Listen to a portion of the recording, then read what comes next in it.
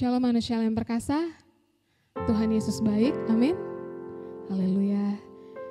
Kita bersyukur pada pagi hari ini, kita boleh berkumpul bersama-sama di dalam ibadah online, untuk beribadah, menyenangkan hati Tuhan, terlebih menerima firman-Nya. Puji Tuhan, mari Bapak Ibu, Saudara yang terkasih, kita berikan yang terbaik buat Tuhan Yesus.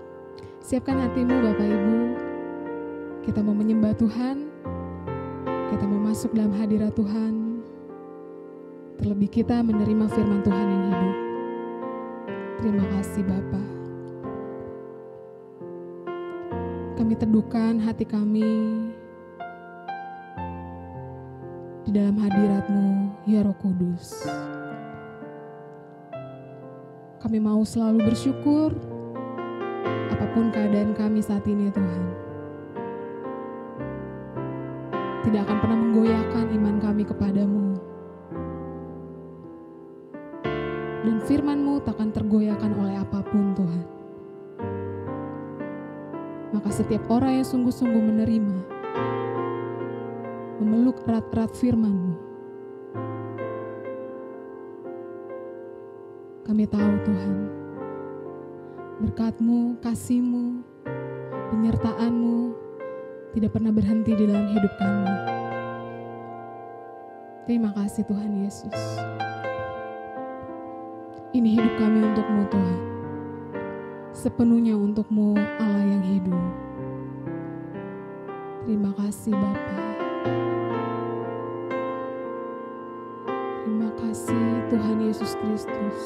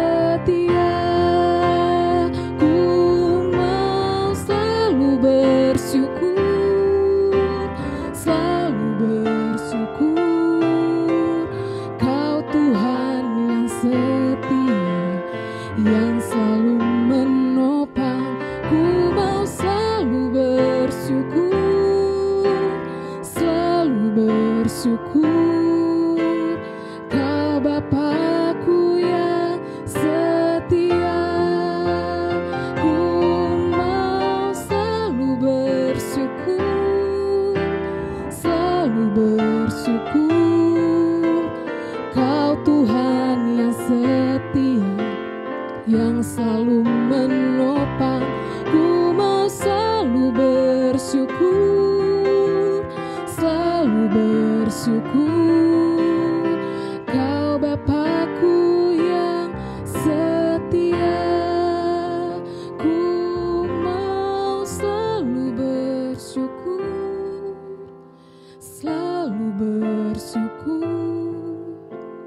Kau Tuhan yang setia, yang selalu menopang. Ku mau selalu bersyukur, selalu bersyukur. Kau Bapakku yang setia. Ku mau selalu bersyukur, selalu bersyukur. Kau Tuhan yang setia, yang selalu menopang kami Tuhan. Ku mau selalu bersyukur, selalu bersyukur. Kau Bapakku yang setia. Ku mau selalu bersyukur, selalu bersyukur. Kau Tuhan yang setia, yang selalu menopang. Ku mau selalu bersyukur, selalu bersyukur. Kau Bapakku yang setia. Ku mau selalu bersyukur, selalu bersyukur. Kau Tuhan yang setia, yang selalu menopang. Ku mau selalu bersyukur, selalu bersyukur. Kau Bapakku yang setia. Kau Bapakku yang setia. Kau Bapakku yang setia.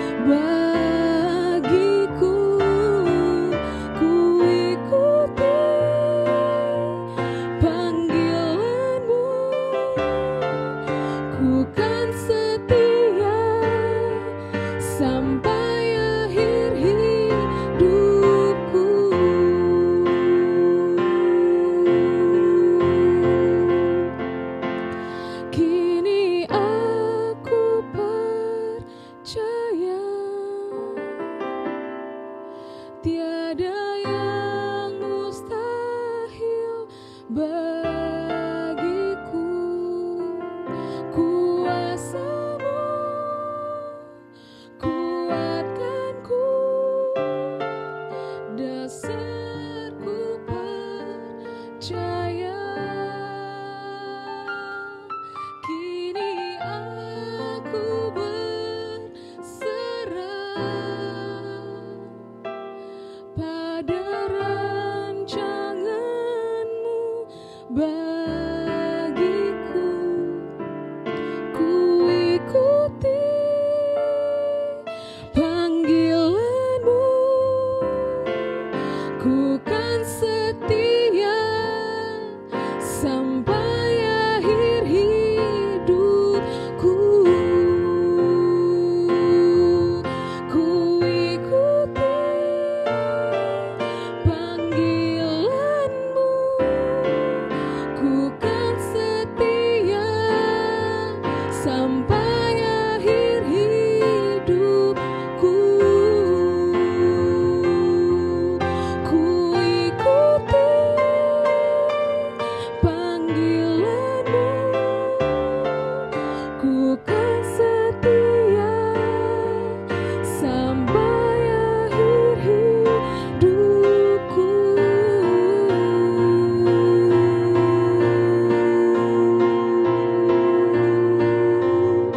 Sharia Narayana Masyururu, Kuara Narayana Masyuriri, Kutapara Narayana Masyuriara Narayana Syuriri. Karena Roh-Mu Tuhan, hanya karena Roh-Mu ya Bapakku, ku setia sampai akhir hidupku. Terima kasih Yesus.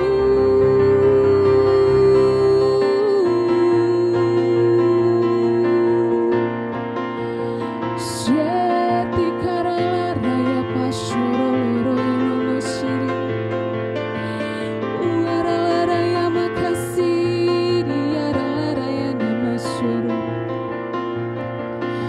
Roh-Mu-lah yang menguatkan kami, tinggal di dalam-Mu. Terima kasih Tuhan, terima kasih Yesus. Kami bersyukur Tuhan buat kebaikan-Mu, buat kasih sayang-Mu. Haleluya, haleluya. Kami tinggikan nama-Mu Tuhan sepanjang umur hidup kami. Yesus, tidak ada yang mendapati kami jauh dari kasih-Mu Tuhan. Haleluya, terima kasih Tuhan. Kau selalu bersama kami, Kau selalu hidup dalam kami.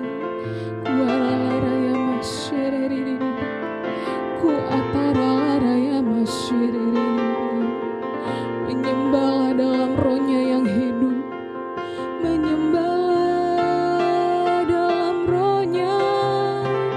Terima kasih Tuhan buat karya terbesar-Mu, Yesus.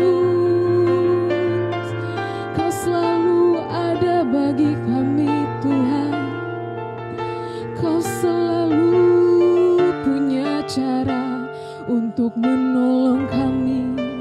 Terima kasih Yesus, terima kasih Bapa yang baik.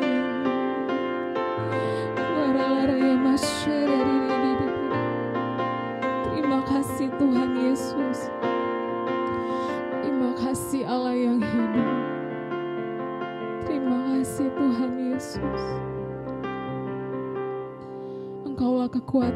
kami Tuhan. Engkaulah sumber sukacita kami Tuhan. Engkaulah hidup kami Tuhan. Engkaulah identitas hidup kami Tuhan. Terima kasih Allah yang hidup. Bapa yang selalu memperkenankan kami ada di dalam hadirat-Mu Tuhan. Engkau yang memberkati pemberitaan firman-Mu. Engkau yang memberkati jemaat-Mu yang mendengarkan Tuhan. Terima kasih Tuhan Yesus. Tidak ada jalan buntu bagi orang yang berharap dan percaya kepadamu Tuhan. Karena Engkau adalah pintu atas segala jalan. Terima kasih Roh Kudus. Terima kasih Bapa yang baik.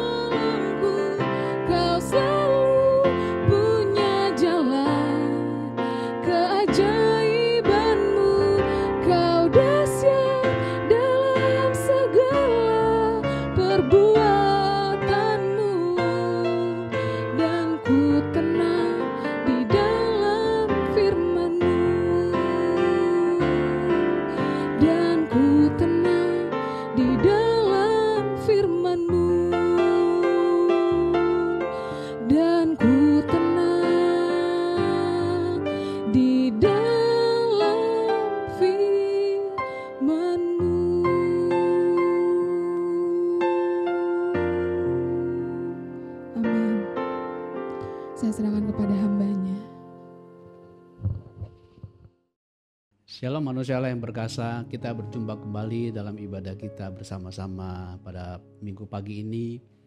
Doa saya dan harapan saya terus atas anugerah Tuhan atas kita semua, sehingga kita semua berada dalam kondisi yang prima, dengan hati yang tetap bersemangat, bersukacita karena Tuhan. Mari kita mengikuti ibadah ini dengan semangat dan sukacita saudaraku. Nah, sebelumnya mari kita mendeklarasikan iman kita sebagai satu wujud bahwa kita sungguh-sungguh mengakui bahwa apa yang Allah telah perbuat bagi kita dalam Kristus sungguh adalah identitas kita. Mari bersama dengan saya, Bapak Ibu Saudaraku yang di rumah, mengangkat tangan kananmu bersama dengan saya, mengikuti saya mengucapkan pengakuan iman ini. Dalam nama Tuhan Yesus, saya percaya dan menerima Alkitab adalah firman Tuhan yang benar sepenuhnya. Apa yang Alkitab katakan siapa saya di dalam Kristus, demikianlah saya. Alkitab berkata, saya adalah ciptaan baru. Sungguh saya adalah ciptaan baru. Alkitab berkata, saya adalah anak Allah. Sungguh saya adalah anak Allah. Alkitab berkata, segala perkara dapat kulakukan di dalam Kristus. Demikianlah saya. Apa yang Alkitab katakan milikku, sungguh adalah milikku. Alkitab berkata, saya adalah ahli waris Allah bersama Kristus. Sungguh saya adalah ahli waris Allah bersama Kristus. Amin. Mari kita bersatu dalam doa. Bapak Ibu Saudara-saudaraku dikasih Tuhan. Bapa, terima kasih untuk anugerah dan pemeliharaan-Mu atas hidup kami sepanjang minggu ini dan sampai hari ini dan sampai seterusnya. Kami bersuka cita karena Engkau Allah yang setia yang memanggil kami dalam persekutuan dengan Tuhan Yesus Kristus. Terima kasih Bapa. Sekarang kami akan dengar firman-Mu. Roh Kudus mencerai setiap pikiran hati kami dan memimpin hamba-Mu menyampaikan firman-Mu.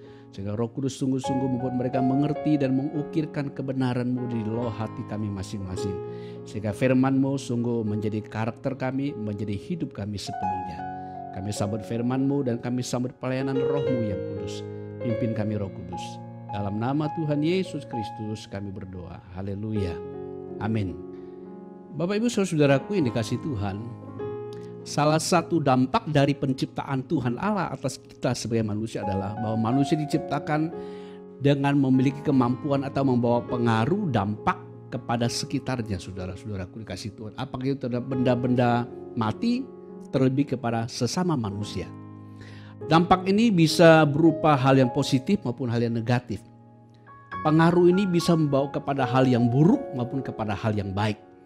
Contoh hal-hal yang buruk adalah dampak di mana seseorang itu bisa mempengaruhi orang lain menjadi malas, menjadi pesimis, mengucapkan kata-kata yang negatif dan berprasangka buruk dan seterusnya. Segala hal-hal membuat orang tidak bertumbuh, berguna bagi sesamanya terlebih untuk memuliakan Tuhan.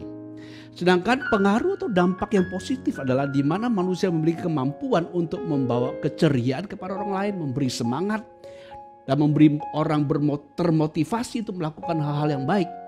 Dan lebih penting dari itu semua adalah pengaruh positif yang paling berguna adalah membawa kita mempengaruhi orang lain untuk mengenal siapakah Tuhan, siapakah pencipta, siapakah juru selamat yang diberikan. Sehingga olehnya orang itu boleh mengenal siapa Kristus dan percaya kepadanya dan memperoleh keselamatan kekal itu, saudara-saudaraku dikasih Tuhan. Jadi secara prinsip manusia itu diciptakan oleh Tuhan dengan kemampuan untuk memberi dampak atau pengaruh kepada sekitarnya.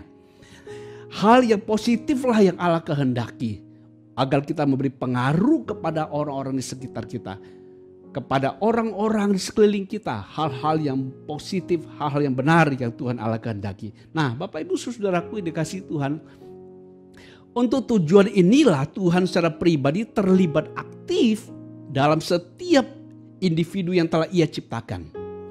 Keterlibatan aktifnya Tuhan Allah terhadap manusia yang diciptakan yang memiliki kemampuan dan pengaruh adalah terlihat ketika Dia mengutus Kristus Yesus, memberikannya kepada kita agar kita boleh dipengaruhi, boleh diberi hidup oleh Kristus dan memiliki hidup Kristus yang kita boleh berdampak guna kepada orang-orang di sekitar kita, memberi pengaruh yang positif, pengaruh yang membangun, pengaruh yang membawa kepada orang mengenang siapa pencipta, membangun sebuah kehidupan yang sungguh-sungguh berguna bagi sesamanya. Untuk mewujudkan tujuan ini, saudaraku dikasih Tuhan, kita harus mengetahui dan mengingat bahwa di dalam ibadah yang Tuhan berikan kepada kita, ibadah yang kita selenggarakan itu memiliki kuasa. Memiliki kuasa.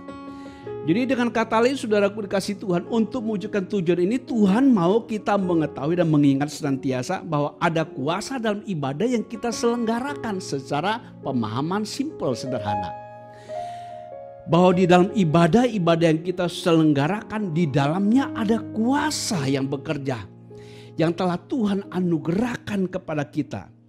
Jadi ada dua kata utama yang menjadi fokus kita dalam topik minggu ini adalah kuasa dan ibadah, atau ibadah yang berkuasa. Kuasa ibadah. Dua kata penting ini saudaraku dikasih Tuhan. Nah, kata pertama yang ingin saya jelaskan adalah kata kuasa.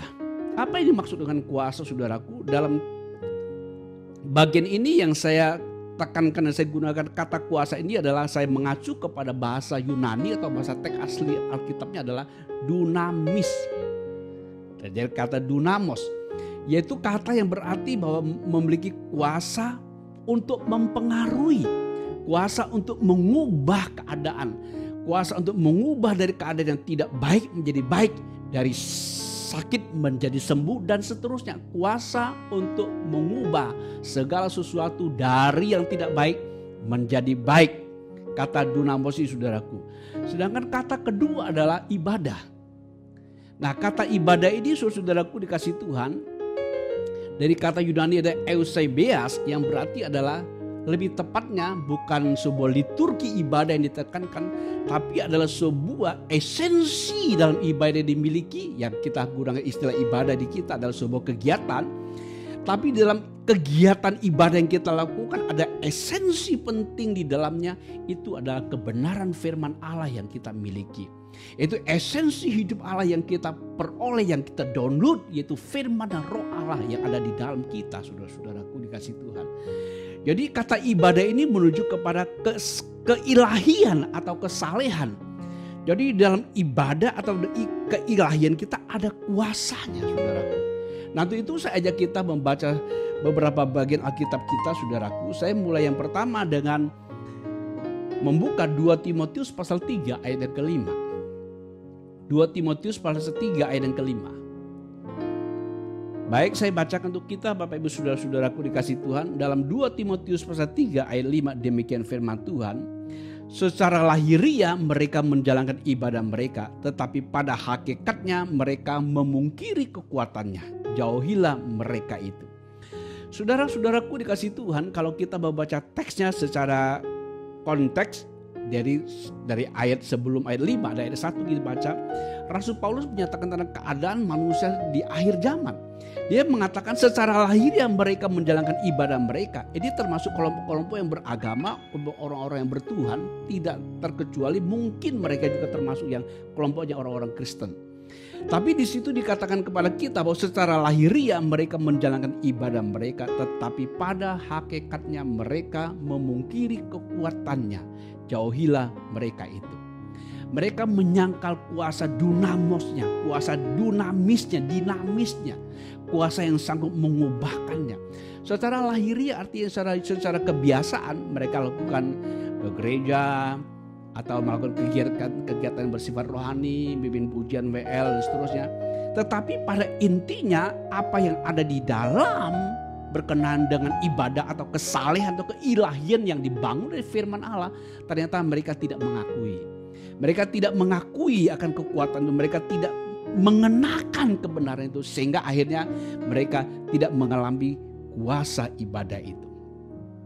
Saudaraku dikasih Tuhan, jadi ibadah itu berkuasa secara prinsip sederhananya paling tidak ada 3 hal yang bisa kita renungkan.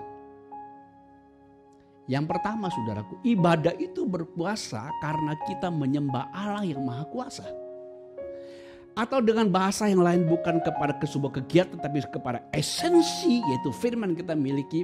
Ibadah itu berkuasa karena kita menyembah kepada Allah yang maha kuasa, yang berkenan memberi bagian dirinya atau firmannya menjadi bagian hidup kita.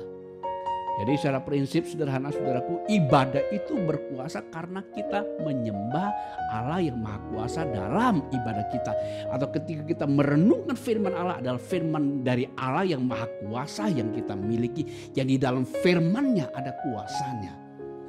Yang kedua saudara-saudaraku dikasih Tuhan, ibadah itu berkuasa, alasan sederhananya adalah bahwa Allah itu bukan saja adalah Allah yang Maha Kuasa, Allah yang mampu mengubah segala sesuatu yang buruk menjadi baik, mendatangkan kebaikan bagi kita, mendatangkan hal yang positif, hal yang berguna, menggembirakan, menggairahkan kita, membuat kita bersemangat sehingga kita memuliakan namanya, memberkati sesama. Dan bukan hanya itu saja, bukan hanya karena Dia Maha Kuasa saudara-saudara, tetapi lebih dari itu adalah Dia juga adalah Allah yang secara aktif bersedia hadir dalam ibadah yang kita lakukan. Dalam ibadah yang kita lakukan. Itu sebabnya ketika Tuhan Yesus mengatakan, jika 2 atau 3 orang berkumpul dalam namaku, aku ada di tengah mereka.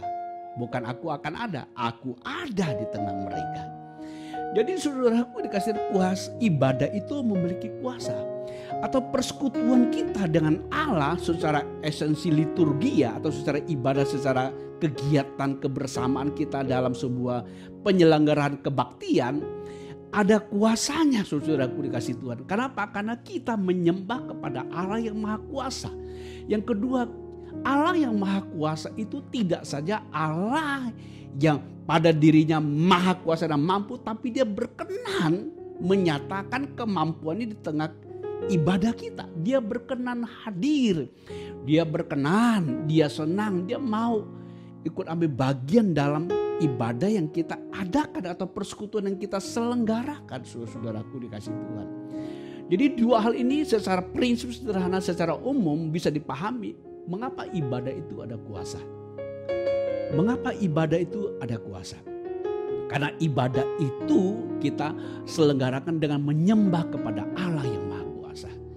Kedua, ibadah itu kita bukan saja menyembah kepada Allah yang Maha Kuasa saja, tetapi Allah yang Maha Kuasa juga berkenan untuk hadir secara aktif di tengah ibadah yang kita lakukan. Ini secara umum saudaraku. Tetapi keadaan umum ini saudaraku belum menjamin bahwa orang-orang yang datang mengadakan ibadah pasti mengalami kuasanya. Memang kita menyembah kepada Allah yang Maha Kuasa.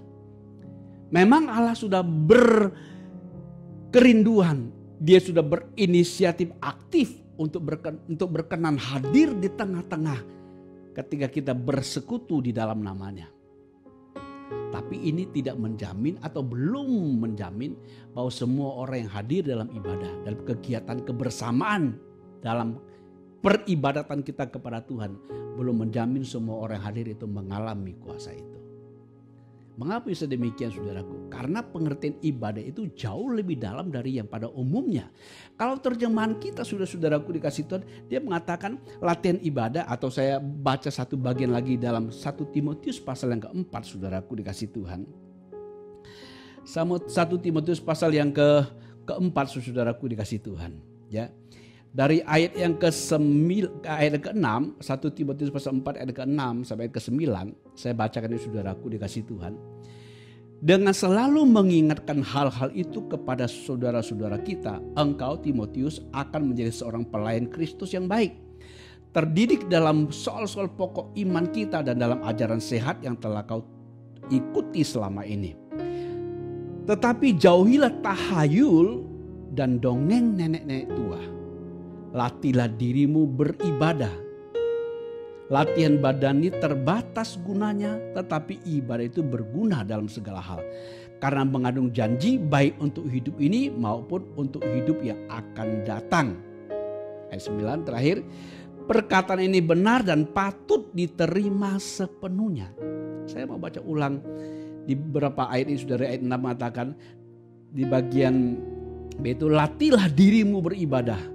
Latihan badani terbatas gunanya, tetapi ibadah itu berguna dalam segala hal. Kata ibadah ini saudaraku kasih Tuhan, seperti saya sudah sebutkan di awal, kata ibadah itu bukan semata-mata muncul kepada sebuah kegiatan keagamaan, kegiatan kerohanian yang kita selenggarakan dengan khotbah, dengan mimpin pujian, dengan mainkan musik, naikkan pujian kepada Tuhan. Tidak hanya sekedar itu saudaraku, itu bagian kulit luarnya. Tapi yang disebut ibadah esensi ini adalah keilahian atau kesalehan yang dibangun berdasarkan firman Allah yang Allah berikan kepada kita. Firman Allah atau penyataan-penyataan perbuatan Allah dalam firman-Nya yang kita percayai, yang kita terima, yang kita kenakan. Itu yang disebut ibadah, sebab dengan penerimaan kepada firman inilah yang mendatangkan sebuah keilahian atau kesalehan hidup kita, saudara-saudaraku dikasih Tuhan.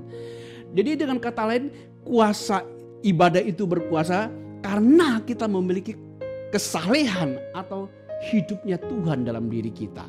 Firman Allah yang berkuasa itu menguasai kita, sehingga kita memiliki hidup yang berkuasa, saudara-saudaraku dikasih Tuhan. Jadi saudaraku, dikatakan kepada kita yang kita baca tadi di 1 Timotius pasal 4 bagian 6 sampai ayat yang ke-9 mengatakan latihan badani itu terbatas gunanya. Kalau orang latihan fisik ada gunanya, tapi sedikit. Dia jadi segar bugar badannya, dia menjadi tidak gampang jatuh sakit, ototnya menjadi terlatih, dan dia merasa segar, tapi kegunaannya sedikit, saudaraku dikasih Tuhan. Terbatas gunanya. Tapi kalau orang melatih kerohaniannya, ini kata yang mungkin lebih mudah dipahami. Ketika kita melatih kerohanian kita, ketika kita melatih manusia roh kita, batin kita dengan firman Allah, ini disebut dengan kesalehan atau eusebias ini, keilahian ini berguna dalam segala hal. Kenapa? Karena firman Allah menyatu dalam diri kita, menyangkupkan kita untuk menjalani hidup dengan kuasa itu, saudaraku. Memiliki kemampuan untuk memampukan kita menjalani hidup, menyelenggarakan hidup di sekarang ini dan juga di dunia yang akan datang. Itu sebabnya dikatakan kepada kita bahwa latihan badani terbatas gunanya, tetapi ibadah itu berguna dalam segala hal. Dalam segala hal. Jadi saudaraku, buanglah pemikiran bahwa kalau kita cinta Tuhan, kita memiliki firman, kita menjadi orang yang tidak produktif. Itu tidak benar. Orang yang cinta Tuhan pasti adalah orang produktif dan kreatif. Sebab dia memiliki kemampuan ilahi dalam dirinya. Dia punya daya pikir yang jauh lebih maju ke depan dibandingkan orang pada umumnya. Sebab firman Allah adalah hikmat Allah. Allah adalah mengetahui segala sesuatu. Jadi saudaraku dikasih Tuhan, latihlah dirimu beribadah. Latihan badani terbatas gunanya, tetapi ibadah itu berguna dalam segala hal karena mengandung janji baik untuk hidup ini maupun untuk hidup yang akan datang. Jadi di dalam kesalehan, di dalam pembangunan manusia batinia kita ini, saudaraku dikasih Tuhan, kita dimampukan memiliki kuasa ilahi, kuasanya Tuhan itu bekerja dalam diri kita, menuntun kita menjalani hidup keseharian kita, sehingga sungguh-sungguh kita memberi dampak positif bagi orang-orang di sekitar kita. Karena memang ini yang Allah kehendaki, karena hal inilah Allah mengutus Kristus Yesus menjadi hidup kita. Dia memberikan hidupnya menjadi hidup kita. Dia berikan kebenarannya menjadi kebenaran kita, agar kita memiliki hidup yang berkuasa. Jadi saudaraku, di bagian awal ayat yang saya bacakan tadi di 2 Timotius 3 tadi, saudaraku, ayat 5 mengatakan, secara lahiriah mereka menjalankan ibadah mereka, tetapi pada hakikatnya mereka memungkiri kekuatannya. Jauhilah mereka itu. Ini adalah kelompok orang-orang yang melakukan sebuah kegiatan ibadah, kegiatan liturgia, kegiatan sifat kerohanian, kegiatan yang dalam tanda kutip dalam peribadatan kepada Tuhan, tetapi pada hakikatnya kebenaran-kebenaran disampaikan dalam ibadah itu tentang karya Allah yang besar, yang hebat itu tidak mereka percayai, tidak mereka terima, saudara-saudaraku. Sehingga pada akhirnya mereka hanya secara uniform, secara berkebiasaan hanya mengenakan pernak-pernik kerohanian. Tapi pada hakikatnya mereka menyangkali kekuatan kesalehan, kekuatan keilahian, kekuatan yang datang dari firman Allah itu mereka tidak mempercayai, saudara-saudaraku dikasih Tuhan. Jadi para kekasih Kristus, kalau orang tidak mempercayai firman Allah, apapun alasannya, sekalipun pemikiran seperti logis, itu pasti membuat firman Allah tidak bisa bekerja. Jadi kunci sederhana membuat kita mengalami apa yang Tuhan firmankan, supaya kita mengalami kuasa keilahian, kuasa kesalahan, itu adalah kita percaya tanpa ragu. Percaya tanpa menggunakan argumentasi duniawi untuk mau melogikakan firman Allah. Kalau kita coba sedikit saja upaya ini untuk coba melogikakan firman Allah supaya kelihatan masuk akal dan bisa dipercaya, saudaraku, kita sudah tidak berbasis kepada keimanan yang sepenuhnya kepada firman itu, saudara. Ini tidak berarti bahwa kita tidak boleh menggunakan rasio kita, tetapi tidak boleh ada keraguan sedikit pun ketika kita berhadapan dengan firman Allah. Ini membuat firman Allah bekerja dengan efektif dalam hidup kita. Efektif, saudaraku. Jadi ibadah itu berkuasa tidak semata-mata bergantung kepada Allah yang Maha Kuasa yang kita sembah. Juga tidak bergantung kepada Allah yang Maha Kuasa yang bersedia aktif hadir dalam ibadah kita. Tapi sangat ditentukan oleh respon kita terhadap firman Roh Kudus yang ada di tengah-tengah ibadah kita lakukan. Yang pada ujung tombaknya adalah bagaimana dia hendak membenamkan hidupnya dalam diri kita. Membenamkan hidupnya lewat firman-Nya yang kita percaya. Lewat firman yang kita taruh di hati. Kita pelihara sehingga dia menghasilkan kehidupan diri kita. Sehingga kita betul-betul pribadi yang membawa kepada perubahan. Hidup kita membawa kepada perubahan sehingga orang yang berteman dengan kita, orang yang bersahabat kita, dia akan mendapat hal-hal yang positif. Hal-hal yang benar membawa mereka kepada hal-hal yang sungguh-sungguh bukan hanya berguna bagi sesama semata-mata, terlebih mencapai apa yang Allah inginkan, saudaraku dikasih Tuhan. Jadi ibadah yang kita miliki sungguh-sungguh memiliki sebuah manfaat guna yang sangat luar biasa. Atau lebih tepat sekali lagi, kesalehan yang kita bangun, keilahian yang kita bangun, manusia batinnya ini sangat memiliki kuasa. Jadi ibadah yang berkuasa maksudnya intinya adalah hidup kerohanian memiliki kuasa di dalamnya. Karena kata ibadah itu dan menuju kepada pribadi kerohanian kita yang dibangun berdasarkan firman Allah. Nah, karena hal ini saudara-saudaraku dikasih Tuhan, Rasul Paulus mengatakan kepada kita di dalam firman yang dalam surat dia tulis kepada jemaat-jemaat di Kolose dan di Efesus, dia mengatakan kepada kita sangat jelas satu prinsip yang jangan lupa dan jangan kita ragukan. Dia mengatakan demikian dalam Kolose pasal yang ke-1 ayat 29.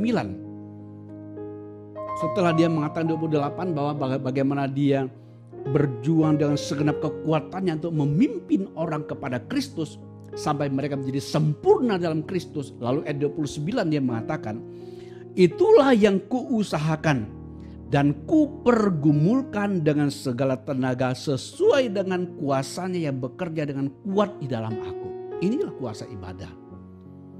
Inilah kuasa kerohanian. Inilah esensi keilahian dalam batin kita, saudaraku. Dia memiliki sebuah kemampuan. Dia memiliki kuasa dalam diri kita. Dia memiliki sebuah gerak membuat kita bergairah, bersemangat, berapi-api, berkobar-kobar untuk perkara-perkara yang apa yang Allah inginkan. Berkobar-kobar oleh karena firman Allah, oleh karena perbuatan Allah yang sudah diberikan kepada kita, saudaraku, yang bekerja dengan kuat di dalam aku. Dan tidak saja dalam Paulus. Itu sebabnya di Efesus pasal 3:20 dia berkata kepada kita setelah dia mengajar kita bagaimana kita menyampaikan sebuah permohonan kepada Allah, bagaimana Allah bekerja dalam diri kita. Ayat 20 dia berkata pasal 3:20, Efesus 3 ayat 20 mengatakan, bagi dialah yang dapat melakukan jauh lebih banyak daripada yang kita doakan atau pikirkan.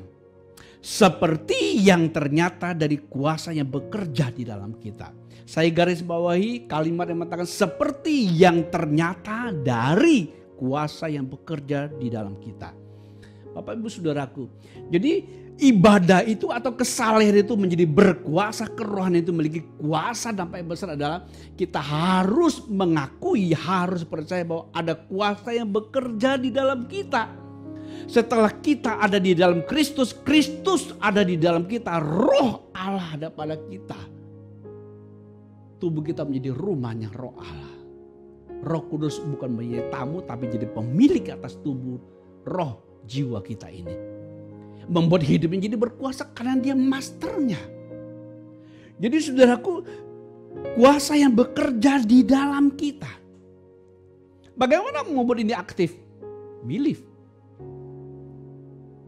Tapi ketika ada sedikit keraguan menanyakan apa benar, apa bisa, itu membuat menjadi tidak efektif firman itu bekerja.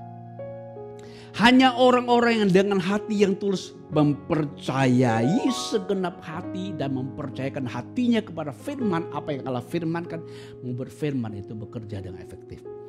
Inilah membuat ibadah itu berkuasa. Inilah yang membuat hidup kerohanian kita berkuasa. Sehingga ibadah yang secara liturgia kita lakukan, kita menerima esensi yang kita terima dari liturgia, peribadatan yang kita lakukan, yaitu firman yang kita dengar, Roh Kudus yang kita akui dan kita membuat firman itu bekerja. Roh Allah bekerja, kuasa itu bekerja dengan kuat dalam diri kita. Ini yang membuat hidup kita memiliki dampak dan kuasa bagi orang lain, saudaraku.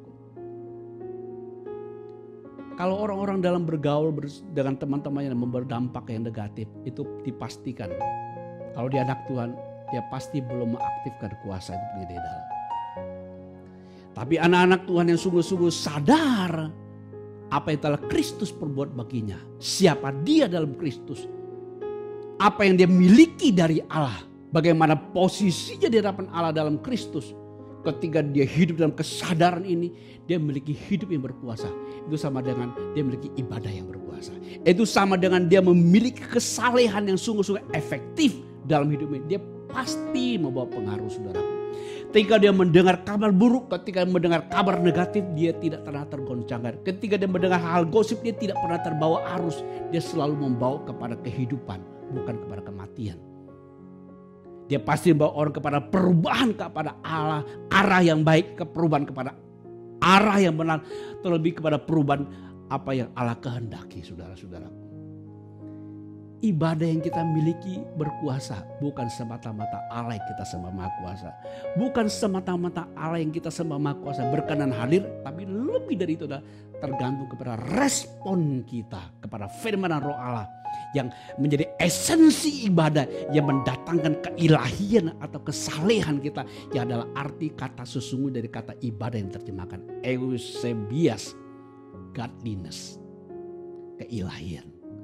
Bapak Ibu saudaraku dikasih Tuhan, pastikan semua kebenaran firman Allah yang kamu dengar dalam peribadatan baik di tatap muka maupun ibadah online atau dalam peribadatan secara pribadi, dalam pembacaan firman, dalam doa, pastikan kebenaran firman Allah membangun keilahian Allah dalam dirimu bekerja efektif, maka you akan memiliki hidup yang berkuasa. Jadi pada prinsipnya dari ibadah yang berkuasa menjadi kesalehan yang berkuasa atau keilahian yang berkuasa, menjadi pribadi yang memiliki kehidupan ilahi yang berkuasa. Kerohanian yang memiliki dampak kepada sekitar kita, membawa perubahan. Tidak ada satupun tantangan yang datang kepada kita yang tidak bisa sanggup kita atasi, saudaraku. Karena dalam Kristus kita cakap, kita sanggup menanggung segala sesuatu. Karena bukan kita lagi, tapi Kristus telah menjadi kita. Ini yang membuat kita memiliki kuasa ibadah itu. Kuasa yang bawa kepada dampak perubahan ke arah yang Allah kehendaki. Bukan saja perubahan ke arah yang baik dan benar, tapi lebih penting dari itu kepada dampak perubahan kepada apa yang Allah inginkan dalam hidup kita. Yaitu penguasaan roh dan firman-Nya dalam hidup kita. Seluruh identitas yang diberikan menjadi realitas kita, saudaraku. Pastikan dirimu memiliki ibadah yang berkuasa. Pastikan dirimu memiliki esensi-esensi yang disampaikan dalam ibadah itu, firman dan Roh Allah dalam hidupmu. Pastikan dalam dirimu esensi dalam ibadah firman dan Roh Allah itu menjadi dirimu. Maka saudara tidak saja memiliki sebuah peribadatan yang berkuasa, memiliki kuasa, juga tidak hanya sekedar bicara sudah punya kerohanian, keilahian dan alam dirimu, tapi sudah memiliki sebuah kehidupan rohani yang memberi dampak di sekitarmu. Kemanapun kamu melangkah, tidak ada satu pun yang bisa menggoncangkan, karena engkau dan saya ada dalam kerajaan yang tak tergoncangkan. Pastikan dirimu, saudara-saudaraku, memiliki hal-hal yang saya sebutkan tadi. Kuasa dalam keilahian, kuasa dalam kesalehan, kuasa dalam keilahian yang kita peroleh dari firman Roh Allah. Tuhan Yesus memberkati. Amin. Bapak Ibu Saudaraku dikasih Tuhan, mari sebelum kita menutup ibadah kita pada pagi menjelang siang ini, saya rindu saudaraku dikasih Tuhan, diberkati Tuhan lebih lagi dan lebih lagi. Setelah itu mari kita bersatu dalam doa. Jika di antara Bapak Ibu ada yang kurang sehat dengan fisikmu, taruh tanganmu di bagian yang sakit.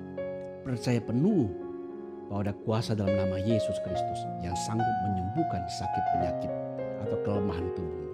Mari kita bersatu dalam doa. Bapa di surga, terima kasih untuk firman dan roh-Mu. Terima kasih Engkau berkenan membagi hidupmu bagi kami. Hidup yang beri pengaruh, dampak mengubah keadaan-keadaan yang buruk menjadi baik dan benar. Terlebih menjadi keadaan yang sungguh-sungguh berkenan memuliakan nama-Mu. Terima kasih untuk firman dan roh-Mu. Terima kasih firman dan roh-Mu membangun keilahian kami, membangun kerohanian kami. Sehingga kami tidak saja memiliki peribadatan yang berkuasa, memiliki kuasa, tapi memiliki hidup yang berkuasa. Karena firman dan roh-Mu sudah menjadi diri kami. Terima kasih Bapa. Secara khusus, Amba berdoa untuk anak-anak-Mu yang hari ini yang kurang sehat badannya. Terima kasih untuk karya-Mu Tuhan Yesus. Terima kasih Engkau menanggung segala sakit penyakit dan kelemahan kami. Di dalam nama Tuhan Yesus, aku perintahkan sebuah sakit penyakit tinggalkan tubuh Kristus. Dalam nama Tuhan Yesus Kristus, jadi sehat, jadi sembuh dalam nama Tuhan Yesus. Terima kesembuhan-Mu dengan iman. Bapa, terima kasih. Terima kasih. Sekarang ulurkan tangan-Mu dan teguhkan berkat-Mu atas setiap kami.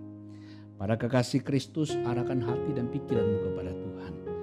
Dan terimalah berkat. Turunlah segala berkat yang berlimpah dari Bapa di surga. Anugerah Tuhan kita Yesus Kristus dan persekutuan dengan Roh Kudus turun memenuhi roh, jiwa dan tubuhmu. Sungguh rohmu dikuatkan, jiwamu disegarkan, tubuhmu disehatkan. Rumah tanggamu diberkati dengan damai sejahtera. Pekerjaan buat tanganmu dilipat gandakan hasilnya. Studimu ditingkatkan, kecerdasanmu ditambahkan. Dimanapun kau melangkah, sungguh engkau memberi pengaruh dampak kepada sekitarmu. Dengan dampak kebenaran, dampak hidup Kristus, hidup keilahian dalam dirimu kepada orang-orang di sekitarmu. Sungguh berkat ini saya nyatakan sah di dalam nama Tuhan Yesus Kristus. Amin. Amin. Bapak Ibu Saudaraku dikasih Tuhan, tetap sadari bahwa ada kuasa yang bekerja dalam diri kita. Dalam situasi apapun, jangan lupa hal ini. Renungkan firman itu. Percayai, jangan ragu sedikit pun. Maka saudara, ini akan menjadi realita hidup. Sampai ketemu di ibadah berikutnya. Tuhan Yesus memberkati. Amin.